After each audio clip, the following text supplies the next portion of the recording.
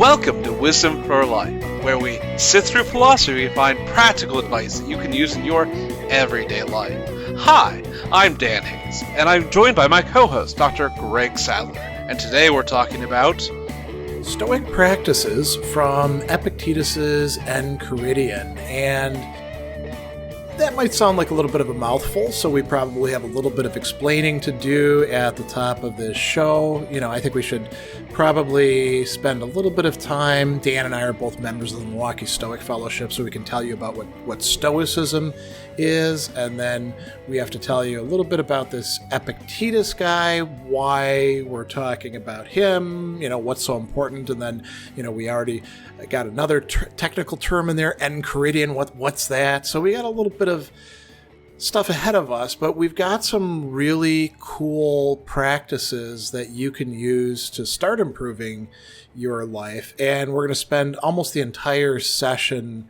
outlining these, talking about how you would understand them and apply them. So let's start at the start. Dan, what's Stoicism? Stoicism is a philosophy, usually referred to as a philosophy of life, in which it is a practice philosophy. So it incorporates both ethics as well as logic, and if you want to go back to the ancients, it includes like physics, which would consider, like, if you want to use the modern term for that, be like both science but also like ontology, or like the what is in everything. But once again, it's an ancient philosophy founded in Athens by Zeno of Citium, and it is kind of an amalgamation of a couple of other philosophies, still in the lineage of following Socrates, and has little bits of the Cynics, the Magratheans, and the academics. Academy. Yeah, exactly. Yeah. And so they kind of got the triple whammy, right? They got three different strains flowing in, so that's good. And the Handbook, or the Enchiridion, as we were calling it, is the piece of work that we have that is the distilled teachings of Epictetus, but they're not written by Epictetus. They are written by one of his students, this guy named Aaron.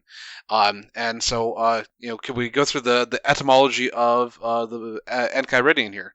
Yeah, so it's basically three things to it. There's the N in, right? And then ker is hand in classic Greek.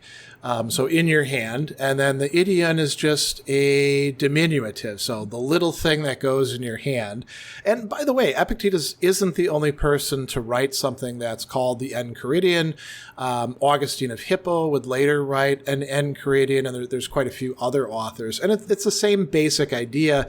It's sort of like what you can... I mean, how we used to have these paperbacks that you could buy all over the place, and you could stick them in your back pocket so you could, go read your book wherever you wanted to. This is kind of like that, except, I don't know that they actually had pockets or anything back then, but you could have it with you. And it's very short, and it's got a number of, you could call them selections taken from the longer discourses that Arian, Epictetus' student who you mentioned, wrote down, and then, selected bits and pieces of. And so it's sort of like, Epictetus himself, as far as we know, didn't look it over and say, yeah, that one should go in, that one should go out. But, if Arian was a good, smart student, presumably this is kind of the best hits, right? Right. So I don't know, if you happen to be watching the video, it's literally this. It's 10 pages in this book on it's incredibly short. Yeah, and so like I'm thinking of like a pocket scroll if we want to go to like what do they have at the time? You're just like this little thing. So that's an interesting point. So there, a lot of the ancient literature, you see book 1, book 2. Those are actually scrolls that would be unrolled. So around this time, they were starting to have what they call libellum, a little tiny book that's like the books that we have, that is pages sewn together into one thing. And the Enchiridion probably circulated around in both formats. Mm-hmm. You know, people would use those libella, I guess would be the proper plural for it. And the Stoics were especially big on, you know, figuring out what you'd screwed up in during the day and how you could improve and keeping track of things, you know, what we call journaling today, mm-hmm. right? And you would write that down in your little libellum that you would carry around with you. And so it could be that the Enchiridion was available in two formats. We don't quite know. You know? The important thing is that we do have it, and thus we can actually talk about it. You know, and we should mention this. You can get it. Dan was referencing a copy that has the Epictetus' discourses and the Enchiridion and fragments, and probably a nice introduction by the translators. And there's a lot of different versions out there that you can buy, but you can also find this incredibly easily online. Mm-hmm. So if you're short on money, you don't have, you know, $5 or $10 to shell out for an actual copy, you can have this anywhere you want to. You could read it on your phone. There's all sorts of formats and translations of it. There's even a website that has 3 to 4 different translations side by side. I've seen that. That's kind of cool. So tell me why you like that in particular. Well, I don't read Greek unlike Greg here, and so it's useful to see the different ways that the different translators have translated this. They kind of, if you look at like the totality of it, you can like, okay, am I not quite understanding what this translator is trying to convey here? Maybe someone else says it in a little bit more understandable, grokkable language. Yeah, I think that's a great way to use these things. If you find one translation doesn't work for you, it's not like there's anything wrong with you. Different translations are, you know, good for one set of people, but not good for another set of people. There's no like perfect universal translation. So having 4 of them side by side can be really handy. Yeah. So I guess what we talked a little bit about what Stoicism is, what is not Stoicism. So maybe let's kind of go into some of like the really high end, like what is Stoicism? It is a, for the most part, we talk about it in its ethical system. And I will often say that Stoicism is a prosocial ethical system that has a lot of work in it to try to help you understand yourself, the way that you think, the way that you interact with other people and the world. And one of the big things that are usually thrown against Stoicism is that this is this push down and bottle up your emotions type thing, where in fact it is very much a philosophy that tries to get you to understand your emotions, why they happen in the first place, not to bottle them, but to know what they are and to not allow them to take you along for a ride. Yeah, and the Stoics do say that there are good emotions. So anybody who tries to say, "Oh, Stoics, they're totally unemotional," they don't understand Stoicism. But you notice that in the way that they understand good emotions, there's always an interconnection between rationality and our emotional side. So, you know, this isn't one of the practices that we want to talk about here yet, but this is a good example. Should you feel fear, right? Fear is a bad emotion for the Stoics in general, and there's a lot of different kinds of fear. But there also is feeling fear in a rational way, which they call in Greek eulabeia, which means caution, being cautious or careful about stuff. So, you know, you shouldn't just do anything whatsoever to show what a tough guy you are. That's not being Stoic. There are some things you really should fear. If somebody's like, "Hey, poke this needle in your eye," you should be afraid of that. You know? Like, you shouldn't be afraid of the dark, but if you have kids that have Legos, then you should be very cautious about walking in the dark. That's a great example. Yeah, I like that one. Somebody was proposing recently that there should be like a room just full of Legos. And I was like, well, that sounds really great from a building perspective. But now imagine trying to walk through that in the dark. Yeah, no, thank you. Although, like, if you have enough of them, is it kind of like one of those needle beds where the pain is divided up in such a great amount that it... I mean, maybe, but that sounds like a great experiment for somebody else to try, not me. I agree. Let someone else. So, we're going to talk about philosophical practices, and if you haven't heard that term before, that's quite fine. There are other synonyms that get used for that. Sometimes they're called spiritual exercises. That's the terminology that this guy Pierre Hadot particularly uses. Michel Foucault has this wonderful phrase, technologies of the self, and there's a lot of other ways that these are talked about, but the basic idea is they're things that you choose to do. So there's a deliberate aspect to it. And you don't just do them once. You do them perhaps in particular situations, or you do them before you get into situations, like a daily thing. And if you keep on doing them, they improve your life. They change the way you think about things. They change your emotional reactions. They change your habits and assumptions, and eventually lead you towards a happier, more tranquil, and more free life. Right. And so I want to enter into this discussion the idea of praxis, which is a practice that is informed by theory.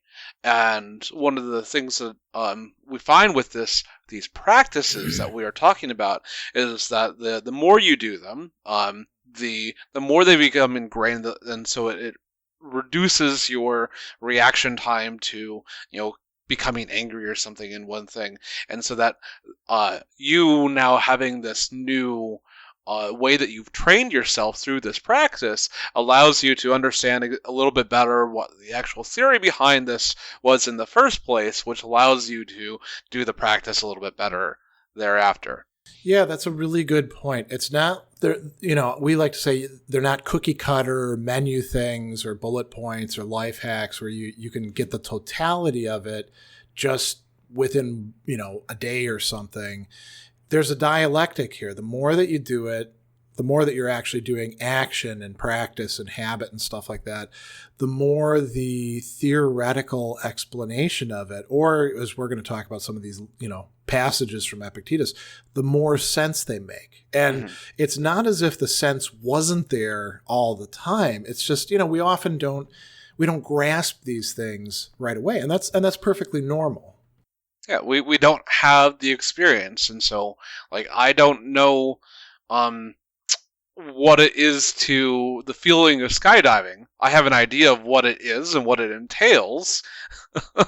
Nor do I, because that ain't going to happen with me. I've got a fear of heights, and, this is a bit of off topic, but I used to play Minecraft with my kids. And in Minecraft, it's, the graphics are not great, but it's enough that I could get vertigo being on top of a high place and looking down. I could feel that sense inside me of the fear of falling off. And every once in a while I would. And then, of course, your character dies and you got to go back and get all their stuff. But in real life, you fall off a high place or, skydive off a high place and then you're just there in the air.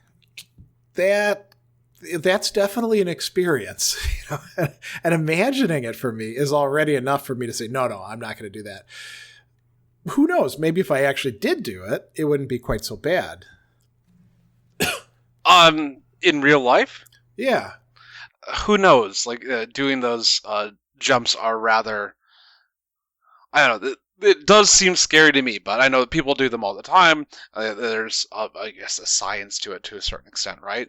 But and if I was going to read a book on skydiving and the techniques therein, especially of moving one's body in order to move through space in a different way, to do somersaults, to what all these things, I can read about them, but doing them is going to allow me to really understand what they're saying much more than just kind of creating a idea in my mind's eye.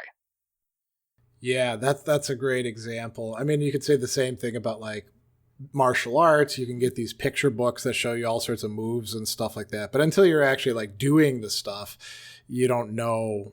I mean, the pictures look cool, but you don't know what's actually going on and how to move your body in the right way. So that's a great metaphor for what we're doing in spiritual exercises or philosophical practices, however you want to call them. So let's jump right into the first one. One of the really foundational practices and ideas in Stoicism comes from Epictetus Enchiridion, and it comes from chapter 1. We call it the dichotomy of control, which is not his term, but it is it's a good descriptor. So here's a passage from chapter 1. He says, "Some things are under our control, while others are not under our control. Under our control are conception, choice, desire, aversion, and, in a word, everything that is our own doing. Not under our control are our body, our property, reputation, office, and, in a word, everything that is not our own doing." So he's making a distinction there. And now here's where the practice comes in. "Remember, therefore, that if what is naturally slavish you think to be free, and what is not your own to be your own, you will be hampered. You will grieve, you will be in turmoil, and you will blame both gods and human beings. While if you think only what is your own to be your own, and what is not your own to be as it really is not your own, no one will ever be able to exert compulsion on you. No one will hinder you. You will blame no one. You will find fault with no one. You will do absolutely nothing against your will. You will have no personal enemy. No one will harm you, for neither is there any harm that can touch you." And so this may sound kind of paradoxical to a lot of people, especially the thing like, oh, your body isn't under your control. Well, we'll talk about that in a minute. But Epictetus is saying there's things that you can completely determine, and then there's other things that get determined by factors outside of you, so it could be other people, it could be, the environment, it could also be inside of you, and it could be like the screwed up things that you learned from school or your parents or your dumb friends or the culture. Pick whatever, or your own boneheaded inferences from what's happened in your life, right? But Epictetus is saying you actually have a lot more control over the things that are within that sphere than you credit yourself for. And then the other stuff, you don't actually have control over it. So if we apply this, and that's the practice, remember, he says. And whenever somebody like Epictetus says, remember, keep at hand, be ready to say, there you've got a practice. So we can start, shifting ourselves, and it takes time, from being so invested in the things that are not in our control. Or we can still be connected to them, but if we say to ourselves, hey, that's not in my control, then we're not going to get so upset about it. Like, for example, I've had COVID lately, right? Totally out of my control. I got caught up in that big wave of people who got the vaccinations, were careful about things, wore masks, at the right time and all that. And, I thought I had allergies, and boom, it turns out I have COVID, right? And, I was like a lot of people, very fortunate it was this milder Omicron thing that doesn't destroy your lungs or destroy your brain, at least in most cases. And it sucked, and, we had to isolate here. That's no fun. And I'm still, feeling some effects of it. I don't have control over that. What I do have control over is how I think about it, what I do in relation to it. Do I say, oh, this is the end of the world, or do I deny that I have it? Oh, I can't possibly have COVID. I'm vaccinated, these are all things that are up to me. And so being prudent in what we do with what is up to us, that's a really, really central part of this practice.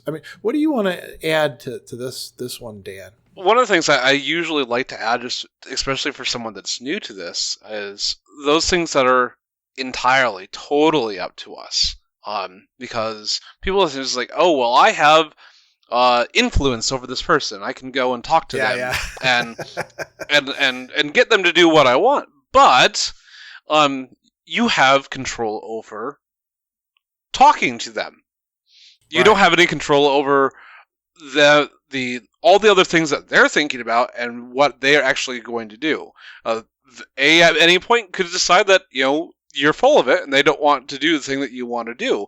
And this is the point that we all live in this world in which the vast majority of the things that we do have one component of things that is totally under our control and one component of things that are not under our control. And it's the size of these two things that will eventually determine our outcome. If there are, say, I want to influence NASA, but I'm not in NASA and I'm not a rocket scientist. I can go out and wave a sign outside of NASA or outside of Congress to try to influence them. But my action, I have control over, at least moving towards that action. Yeah. There's so many other factors out here that are going to be overriding that my influence is going to be nil. And so, here's my action. I have control over my action. But it doesn't mean that the outcome is going to change because of me focusing on that. Yeah, we could apply that to so many things where we think, if I do this, if I push this button, then this thing over here will happen. And human beings aren't like that. I mean, we do know how to push each other's buttons in the sense of tick each other off, but even that might not work, Maybe the Especially person if you're a Stoic.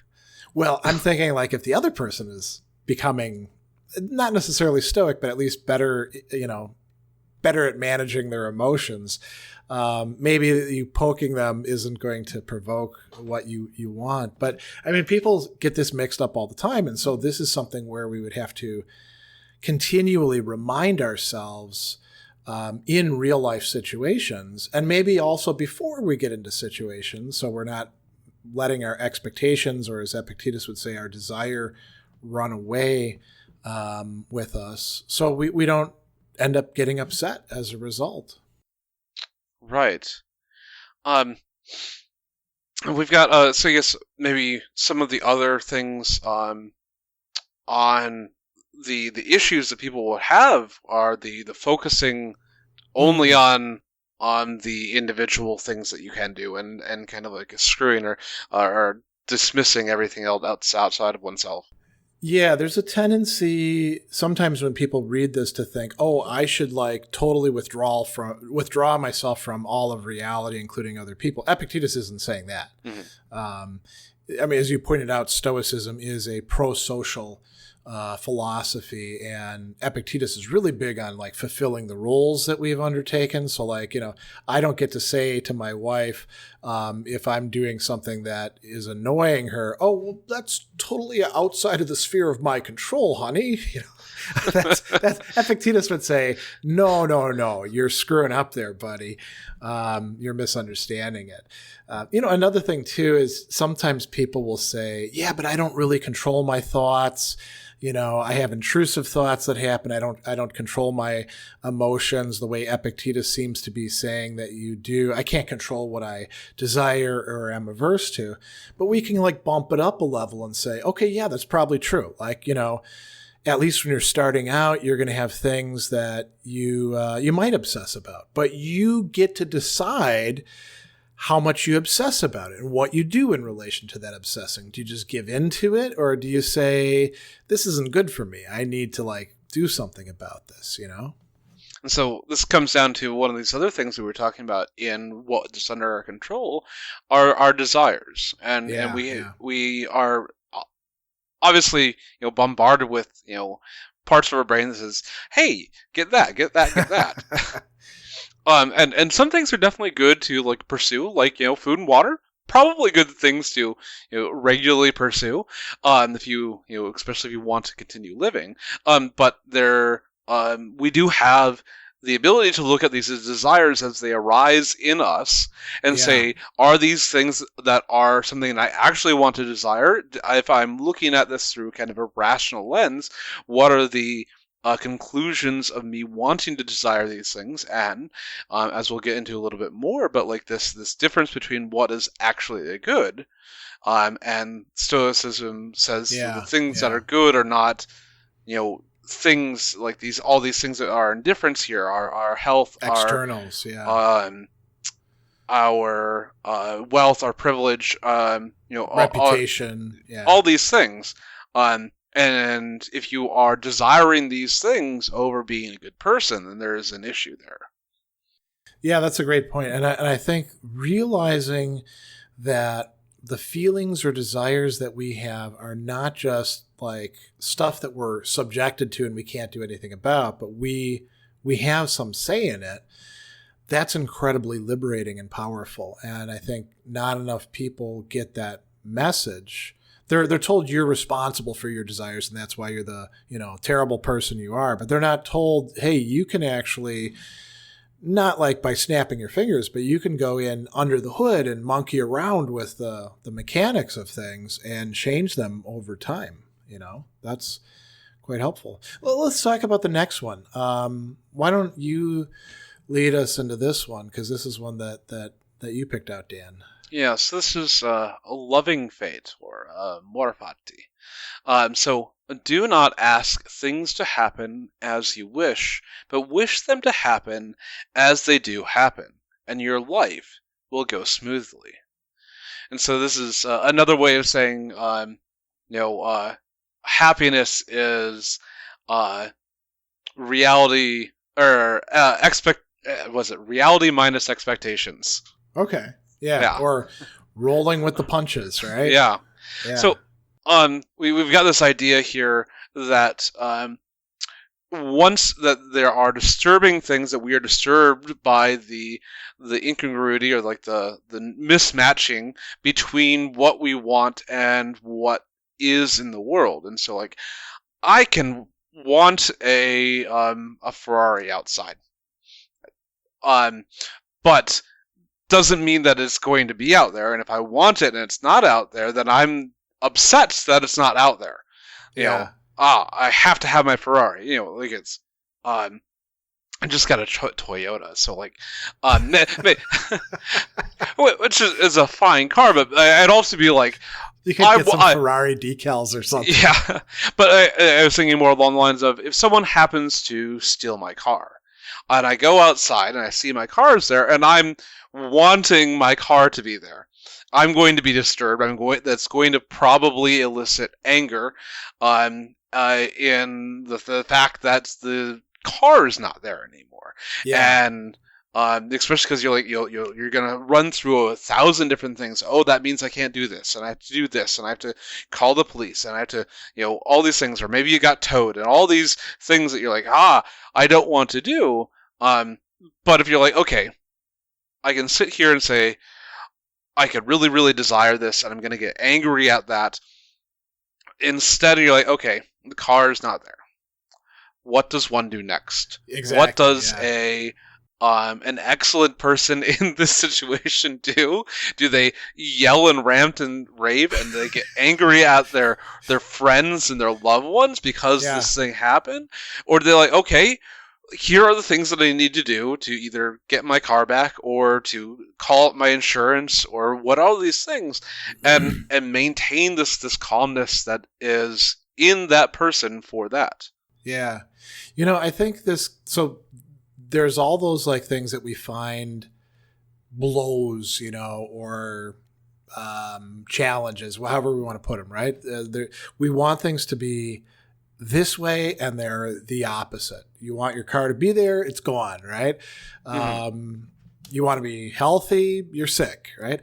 And then there's all sorts of other cases I think you could apply this to where it's, there's the proverbial fly in the ointment. Like when you go to a concert, you've got your tickets, you're like, oh, I'm going to see this band. So great example. For my birthday weekend, my wife bought Duran Duran tickets, and I'm a big metalhead, but Duran Duran has been like one of my secret loves since I was a kid. love their music, and it's great stuff, and I'm really looking forward to it. Now, what happens at concerts? I mean, you're not going to be having the ideal, perfect concert experience. In the case of Simon Le Bon, he's not going to be like pointing out at the crowd at you, singing directly to you, and people are going to like get in the way. They're going to stand up and have their cell phones like hanging up and be videoing it. There's going to be some jerks who are like drunk or high or whatever. And they're going to get up to get another beer every so often. And then there's going to be some people like having conversations on the side and chatting. And, maybe not everybody's, got the best personal hygiene and it stinks a bit, or pick whatever you want, right? There's always going to be these things, or you sit in the seats and they're not all that comfortable. So, you can say, well, what is it that I was looking for here? I'm looking to go to a concert, and this is what concerts are like, Mm-hmm. I don't have to allow these things to ruin my night. I can still hear the band, and what if the band is out of tune? Well, that happens. I've gone to concerts where the lead singer was drunk and forgot the words, and it's like, well, he's a rock star. What are you expecting? Like, these are the things that happen at rock shows. Yeah, quite true. Yeah. So yeah, like what are you expecting to, this is, what expectations are you bringing to it? Right. And the question. Yeah. There's another, kind of idea is to live the life, every day as if it's a festival. And you go to a big festival with lots of people expecting to get bumped into, and instead of getting angry at these things, okay, well, at a festival, these are the things that happen. And if you can say, like, in all times, that you should say, like, okay, well, things are going to happen. And that's just the way things are. It's okay, and it's how you react to these things that's the more important thing. Then we're starting to love fate in every moment around us. I was just thinking, because Epictetus uses that metaphor of the festival. Mm-hmm. And, at the festival, not everybody's going to want to talk philosophy. Maybe they're just there to going to have a good time. And I was thinking, I think my mind wandered a little bit. I was thinking about, so I've been teaching now. I've been teaching since 1999 college classes. And, you design a class before the semester begins, it never, ever turns out the way you think it's going to go. In any given class session, some students are paying attention some of the time, some other aren't, and they ask you, questions that show that they're not 100% on. Anybody who's seen my videos will, that were recorded in classes can see that. And if you let yourself get bent out of shape over that, and there's a lot of people who teach who do, it's got to stay to the lesson plan. Well, you're kind of setting yourself up for being unhappy. It's not reasonable. It's right. Kind of silly. Right. So another things that, like, similar to one of the issues that we brought up with our last practice of the dichotomy of control is this idea of this kind of like potential nihilistic trap. If you're like, okay, one, it's outside of my control, so I'm not gonna just step away from it. Doesn't matter. Also, like loving fate, and it's like, okay, well, the first point is that you need to love the thing that you are, and instead of having unreasonable expectations of the world around you. Yeah. But if you go into this too hard to just like, well, I'm going to love exactly what is, then you do nothing. Like there has to be another thing that goes beyond that. This loving fate gets you a point of to fully accept the reality of the situation, and then the point after that is to actually take action of what as we call in Stoicism virtue, otherwise translated as excellent action for a human with your role in that place and time. What are you going to actually do? So you're saying it would be a mistake to take this as like the one single practice for Stoicism, right? It's a practice that has to be fitted in with other ones.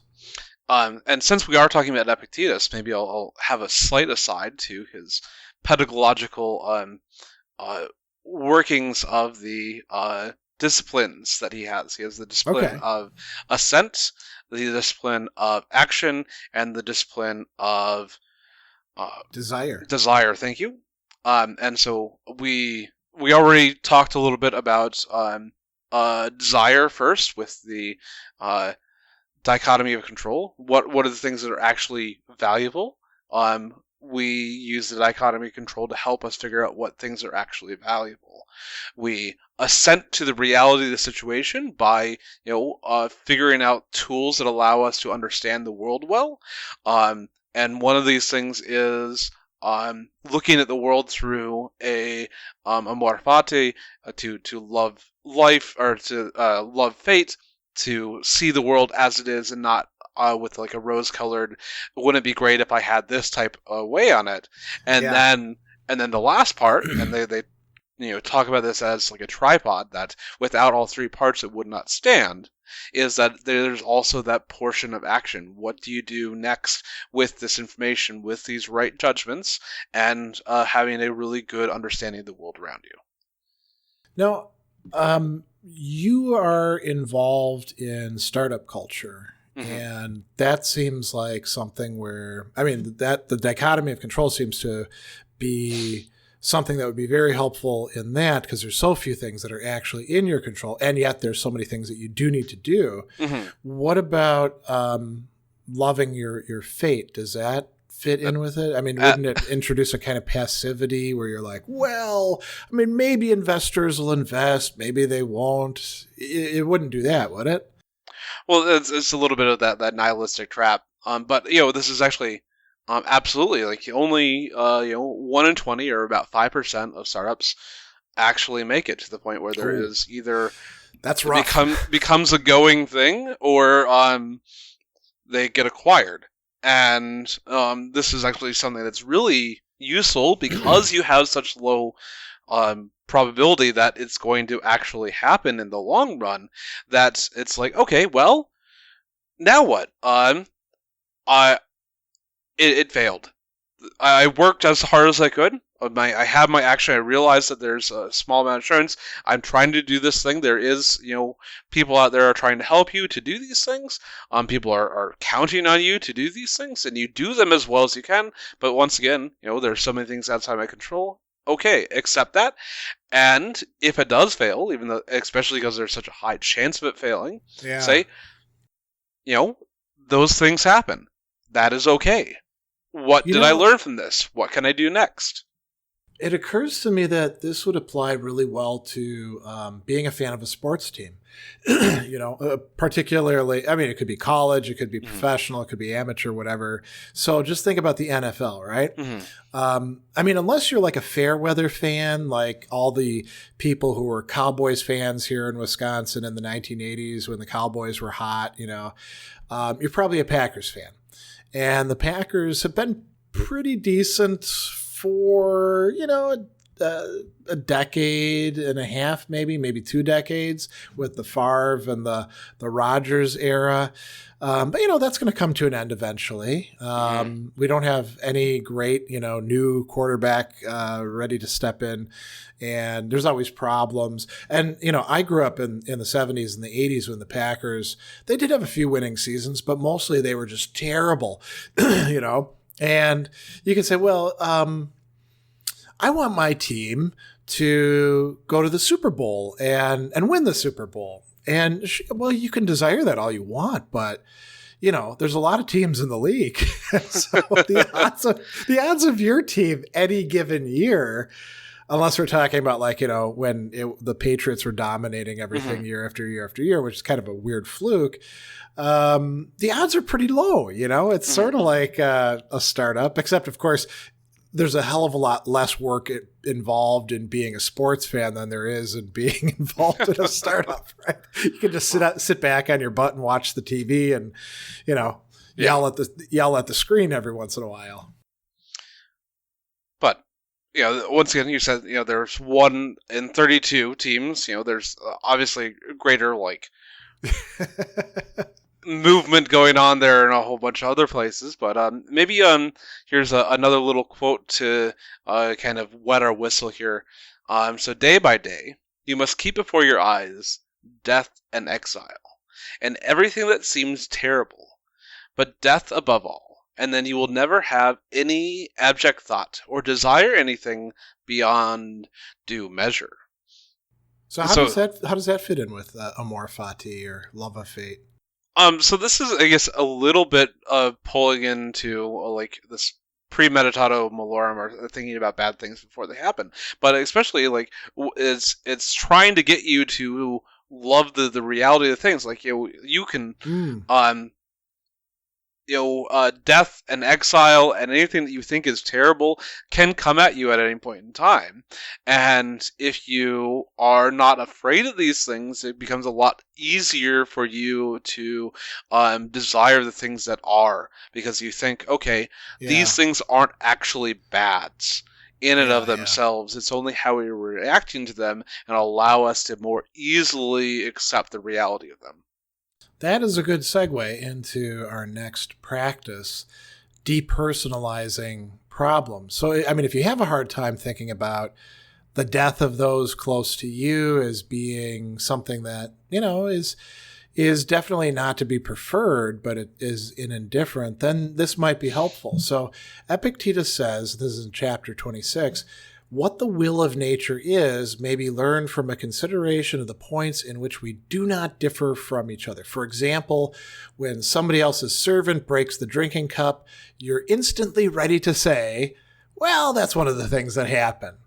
Rest assured then, when your own drinking cup gets broken, you ought to behave in the same way that you do when the other person's cup is broken. Now apply the same principle to matters of greater importance. Some other person's child or spouse has died. Nobody would say anything other than, well, that's the fate of a human being. When a person's own child dies, immediately the cry is, alas, woe is me. But we ought to remember how we feel when we hear of the same misfortune befalling others. So, what is Epictetus saying here? Realize that the same logic that you apply to other people, you can apply to yourself. You can take yourself out of the equation. Now, we do tend to think that but this is my feelings. I'm exceptional. But that's a big assumption. I mean, the universe doesn't think you're exceptional, right? You're just one of, there's more than 7 billion people here on the planet now.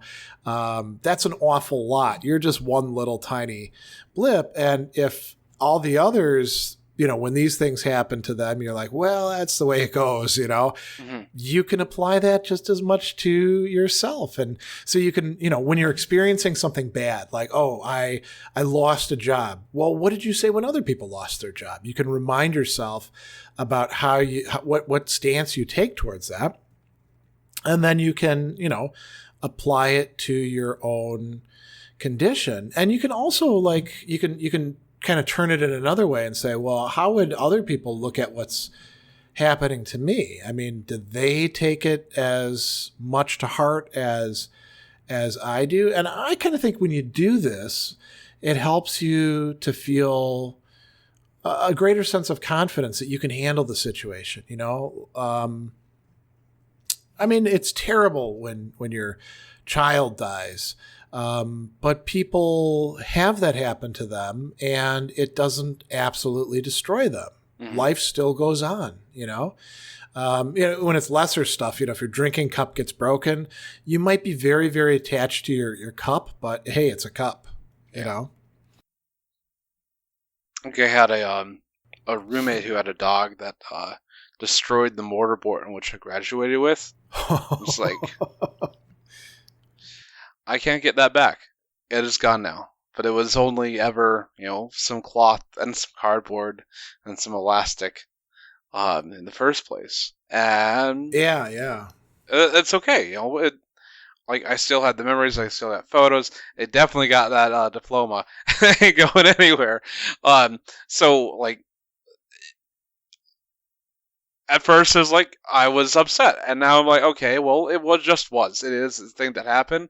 And if this happened to someone else, I probably would have been easier for me to say, at least, depending on my relationship with that person, on how I'd react to them, but I would probably make the judgment like, oh well, it's just a thing. Yeah. And so Epictetus even says here, in another part of the Enchiridion, that see someone, in despair over the loss of their child, go and be a human and like comfort this person. That is fine. Be the human. Like, if they're not a Stoic, it's fine. You don't need to go like, oh well, you should not feel anything. You just that's a terrible thing to do. To expect other people to be Stoics, I think, is non-Stoic. Right. But he says, like, just don't despair yourself inwardly. You can be with him and help him out, but don't also try to gain those same things to despair over something that is an indifferent. Yeah, and there's another really great passage that figures into another aspect of this in chapter 5, where he says, death is nothing dreadful, or else Socrates also would have thought so. But the judgment that death is dreadful, that's the dreadful thing. So when we're hindered or disturbed or grieved, let's not blame anyone but ourselves. And that means not like just blaming ourselves, like saying, oh, I'm such an idiot, But he says, blame our own judgments. Look at that part of ourself that's giving us the wrong take on the situation. And the thing with Socrates and the death thing, that can really give you a way to handle situations. You can say, well, okay, I lost my job. That really sucks.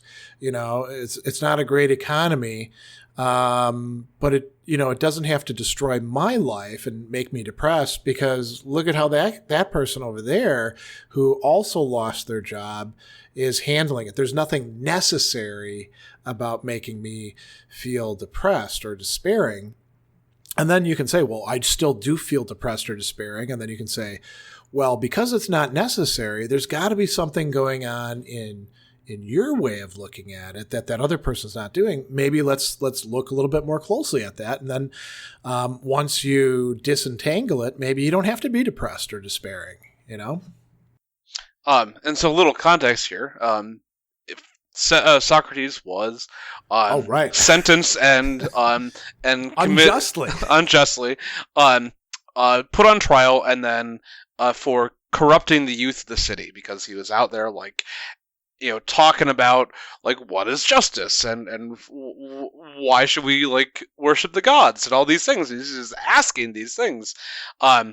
And he's ordered to drink hemlock. And so he's even given an option by one of his friends to break him out of jail after he's been convicted, to say, hey, you can go over here. I've got a villa. You can go stay at it. I'll bring you to the next town. You can go and talk to them and be the gadfly over there. It's fine. And he's like, no, I don't consider this sentence to be a bad thing. I'm acting virtuously here because I am upholding the values of being a citizen of Athens, and I'm going to adhere to the values that I believe in, which is democracy. And I think if you look at Socrates' death day, which we get in Plato's text, the Phaedo, he decides to spend it, doing philosophy, chatting with his friends, consoling them and all that he's, maybe his soul's going to live on. And there's a point where the jailer, the guy who has to prepare the hemlock, he's like, hey, listen, buddy, you shouldn't be talking so much, because that can get your body riled up. And then I might have to make a second, draft of hemlock. And Socrates is like, I'm going to die today, so I'm going to do what I want to do, which is talk with my friends. If you have to prepare a second draft of hemlock, buddy, you can just do your job. That's not anything to me. And so, it shows kind of a good, he's willing to die, but he's going to die on his own terms. He's not going to be pushed around by the jailer or something like that. He's going to go out in the way that he wants to. And that shows us that that's possible for us too. Maybe we won't do that. because we're not all Socrates, but it certainly shows that there's nothing necessary about the stances that we take very often. Mm-hmm. So we should talk about. I think we've got time for one more practice. Yeah. This is one that you wanted to talk about. I think this is a great one too. Yeah, this is determining the value of a human. And so from chapter 44, the Enchiridion, these arguments do not follow. I am richer than you, therefore I am superior to you. I am more eloquent than you, therefore I am superior to you. No, these are arguments that follow. I am richer than you, therefore my property is superior to yours. I am more eloquent than you, therefore my style is superior to yours. But you, after all, are neither property nor style. And so what we have here is, once again, it comes down to part of our discussion earlier with this dichotomy of control. What are the things that are truly valuable? Yeah. The things that are truly valuable are totally up to us. And those are, our actions, our desires, our aversions, and anything that is up to only us. And once again, like the property here, like your wealth, your estate, your car, your horses, whatever it happens to be, are things that are partly not up to your control. And so if you happen to have them just because you were gifted them via inheritance, that has no bearing on like if you even had good prowess as a businessman. But like once again, being good at business has externals into it. And so what we're really worried about here is doing good actions, to do what the excellent human would do, the virtuous action. And Epictetus isn't denying that within their domain, you can't compare things next to each other. Like, for example, grades, right? Students get very obsessed with grades. Oh, I got to get an A, and, an A from one professor maybe isn't actually directly comparable to an A from another professor, even though we throw them all into the same big hopper and talk about GPAs and stuff like that, which is kind of artificial. But you can compare them against each other. Or let's take instead, how much money is in somebody's bank account. You can look at a bank account that's got $1,000 in it, and you can look at one that's got $10 million in it, and you can say, well, that $10 million bank account is certainly, many times the magnitude of the $1,000. It is superior in the way of being money, but that doesn't mean anything about superiority per se. It doesn't translate into being a better person. It doesn't even translate into like being healthier. I mean, you can have $10 million and, your body's in terrible shape. All these are different domains. As a matter of fact, that reminds me of something that was kind of funny in the music industry. There were all these rich guys, and it was mostly guys, a while back that artificially inflated the market for electric guitars because they were all these, business types basically, or, doctors or lawyers who'd made plenty of money. And they would buy high-end guitars, which then jack the price way up, right? Out of the range of a lot of good practicing musicians. And you can have the great guitar, but unless you've actually put in the time and practice and have some musical talent and have a good ear, you're still going to suck. I mean, right. You can play Stairway to Heaven all you want or Smoke on the Water, but, that's not going to get you some other songs. And you're not going to be a good musician, even if you spend lots and lots of money on your gear. You'll just be a guy with lots and lots of cool gear that probably should be in the hands of somebody who could actually make use of it, And I think we can apply this to just about anything, Right. And herein we have, what are the things that you can use these things. Like, say we have money or wealth or health here. If you are a person making good actions, doing like the ethically good decision, having these externals like this extra wealth will allow you to potentially do more. But in the opposite, if you are someone that is vicious and wants to hurt or put down or oppress someone, having these things makes it easier for them to do these things. It's kind of a magnifier. If you're familiar with vector math, it's like you have and this is the magnitude of this thing, not the vector. Okay. Yeah. The vector is where it's going, right?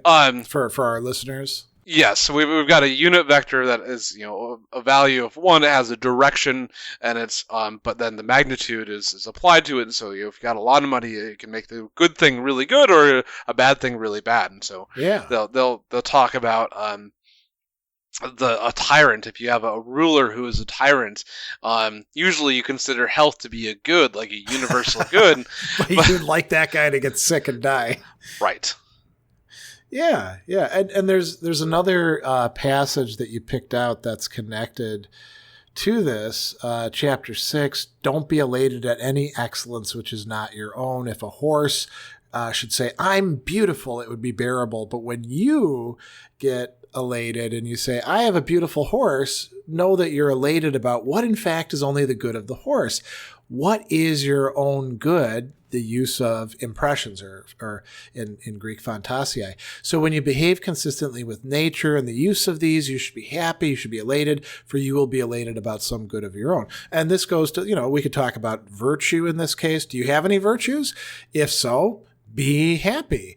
But if not, well, then maybe you shouldn't be so happy. And you see people getting, oh man, I've got the newest game console, or I've got the high-end tequila, or we could come up with a million. I've got this really attractive spouse or boyfriend or girlfriend, or I went to Harvard, or anything you want. You can like say, you can brag about it, right? Mm-hmm. But whatever excellence that has, it doesn't translate to you automatically. I mean, I've met a lot of kind of duds from Ivy League schools myself. Mm-hmm. I know that the distribution of like really smart people to really dumb people, it's basically about the same anywhere you go, So, yeah, those dang bell curves. So, I think anything else to say about this one before we start wrapping up? The only thing that I could say is like sometimes people misattribute the virtue onto things themselves, and so we usually just translate virtue as excellence, and so they're like, okay, well, what is an excellent road, or what is an excellent horse, or something along those lines, and we're trying to talk about this in the virtue sense, but like these things are still outside of our own control, and what we're really worried about is the excellence of the human here, and how. So, do you want to lead us out on some final thoughts? So we have our final thoughts here by the Stoic philosopher Epictetus. If someone handed over your body to anyone he met along the way, you would be angry. But are you not ashamed that you hand over your judgment to anyone who happens to come along?